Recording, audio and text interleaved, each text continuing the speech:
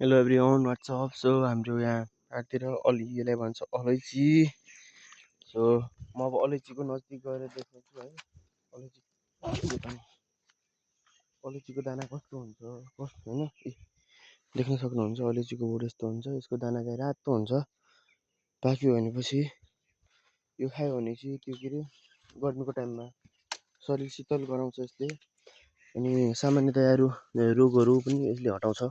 औषधिको रूपमा प्रयोग गरिन्छ यसलाई। अहिले चाहिँ फिलहाल यसको यो दाना लागेका छैनन् है, दाना चाहिँ लागेका छैनन्, फुलिरहेछ। अलैँचीको बोट चाहिँ यस्तो हुन्छ है, देख्न सक्नुहुन्छ। त्यही हो। सो म ट्याक्कै 2 वर्षपछि यहाँ अब हामी घर आएको घरतिर। सो अलैँची हामीहरू सानो छँदाखेरि खाइन्थ्यो, अनि यहाँ गोडिन्थ्यो, टिपिन्थ्यो टक्कसँग। यस्तो हुन्छ अलैँचीको झ्याङै देखिरहेको छैन, यस्तो हुन्छ अँध्यारो छ यतातिर। यस्तो छ यहाँ अलैँची भने यही हो। यसलाई चाहिँ खोलपिँड्यौँ हो, यो तरकारीको रूपमा प्रयोग गरिन्छ यसलाई। यसको गाभाहरू खाइन्छ, खोलपिँड्यौँ। पहिला मैले बनाएको धारो यहाँ पानी उम्रन्छ टक्कसँग, खतरा बनाएको थिएँ यसलाई चट्टसँग मिलाएर। अहिले हल्का अलिकति परिवर्तन भएको रहेछ। त्यही हो हाम्रो खोला साइड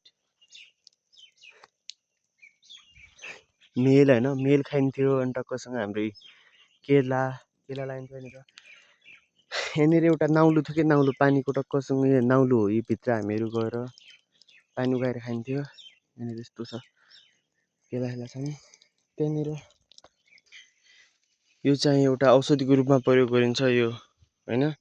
के अरे हाम्रो टाइफाइड भयो होइन, घाम लाग्यो भनेपछि यसको गानालाई कोरेर खाइन्छ। अनि त्यसैले यसले ठ्याक्कै औषधिको रूपमा प्रयोग गरिन्छ यसलाई। यसको गानालाई कोरेर खाइने हो। यसको पात चाहिँ होइन, यसको गाना हुन्छ, त्यो गानालाई कोरेर खाइन्छ। यस्तो रहेको छ यो होइन, यस्तो हुन्छ, देख्न सक्नुहुन्छ टक्कसँग।